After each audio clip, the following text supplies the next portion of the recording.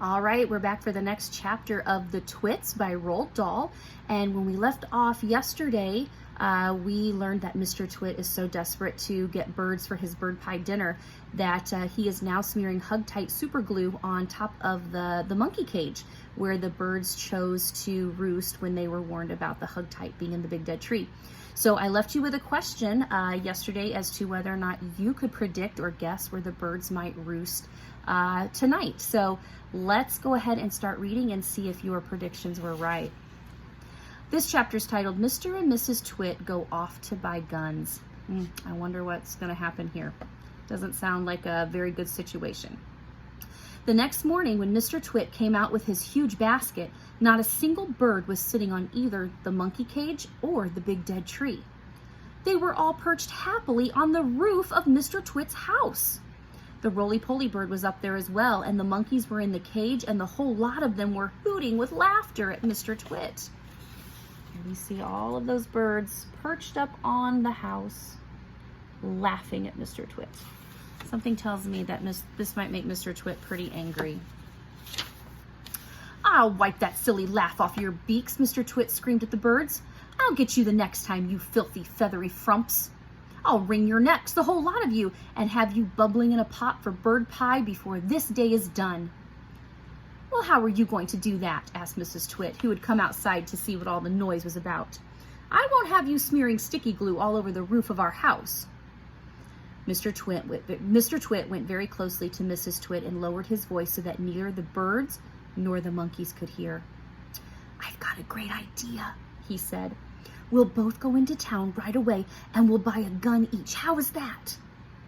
"Brilliant," cried Mrs. Twit, grinning and showing her long yellow teeth. "We'll buy those shotguns and spray out 50 bullets or more with each bang." "Exactly," said Mr. Twit. "Lock up the house while I go and make sure the monkeys are safely locked away." Mr. Twit went over to the monkey cage.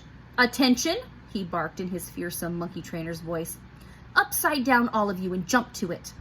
One on top of the other. Now quick, get on with it or you'll feel Mrs. Twit's stick across your backsides." Obediently, the poor monkeys stood on their hands and climbed up one on top of the other, with Muggle Wump at the bottom and the smallest child at the very top. You notice they're all upside down.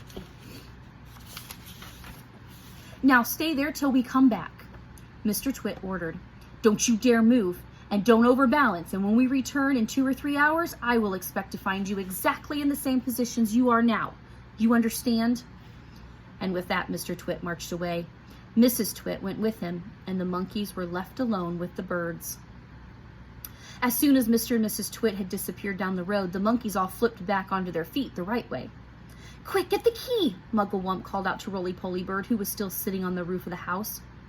"What key?" shouted the Roly-Poly Bird. "The key to the door of our cage," cried Muggle Wump. "It's hanging on a nail in the work shed. That's where he always puts it." The Roly-Poly Bird flew down and came back with a key in his beak. Muggle Wump reached a hand through the bars of the cage and took the key. He put it in the lock and turned it. The door opened, and all 4 monkeys leapt out together. "We're free!" cried the 2 little ones. "Where shall we go, Dad? Where shall we hide?" "Now don't get too excited," said Muggle Wump. "Calm down, everyone. Before we escape from this beastly place, we have one very important thing to do." "What?" they asked him. "We're going to turn those terrible twits upside down." "We're going to do what?" they cried. "You must be joking, Dad." "I'm not joking," Muggle Wump said. "We're going to turn both Mr. and Mrs. Twit upside down with their legs in the air." "Don't be ridiculous," the Roly-Poly Bird said. "How can we possibly turn those 2 old monsters upside down?" We can," cried Muggle Wump. "We are going to make them stand on their heads for hours and hours and perhaps forever. Let them see what it feels like for a change." "But how?" said the Roly-Poly Bird. "Just tell me how." Muggle Wump laid his head on one side, and a tiny twinkling little smile touched the corners of his mouth. "Now and again," he said, "but not very often, I have a brilliant idea. And this is one of them. Follow me, my friends, follow me." He scampered off towards the house, and the 3 other monkeys and the Roly-Poly Bird went after him. Buckets and paintbrushes, cried Muggle-Wump. That's what we need next. There are plenty in the work shed. Now hurry up, everyone. Get a bucket and a paintbrush. Inside Mr. Twit's work shed, there was an enormous barrel of hug-tight sticky glue, the stuff he used for catching birds. Fill your buckets, Muggle-Wump ordered. We are now going into the big house. Mrs. Twit had hidden the key to the front door under the mat, and Muggle-Wump had seen her doing it, so it was easy for them to get in. In they went, all 4 monkeys with their buckets of sticky glue. Then came the roly-poly bird flying in after them with a bucket in his beak and a brush in his claw.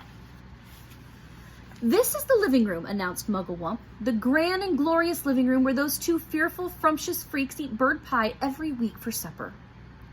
Oh, please don't mention bird pie again, said the roly-poly bird. It gives me the shudders. We mustn't waste time, cried Muggle-Wump. Hurry up. Now the first thing is this. I want everyone to paint sticky glue all over the ceiling. Cover it, smear it in every corner. On the ceiling? They cried. Why the ceiling? Well, never mind why, shouted Muggle-Wump. Just do as you're told and don't argue. But how do we get up there? They asked. We can't reach the ceiling. Monkeys can reach anywhere, shouted Muggle-Wump. He was in a frenzy of excitement now, waving his paintbrush and his bucket, leaping about all over the room.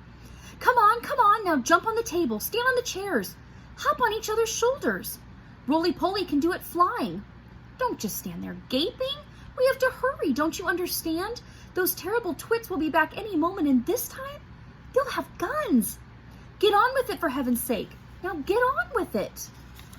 Here we see Muggle-Wump leading his little group here into painting the ceiling of Mr. and Mrs. Twit's house. And so the great glue painting of the ceiling began. All the other birds who had been sitting on the roof flew in to help, carrying paintbrushes in their claws and beaks. There were buzzards, wild ducks, woodpeckers, magpies, rooks, ravens, and many more. Everyone was splashing away like mad, and with so many helpers, the job was soon finished.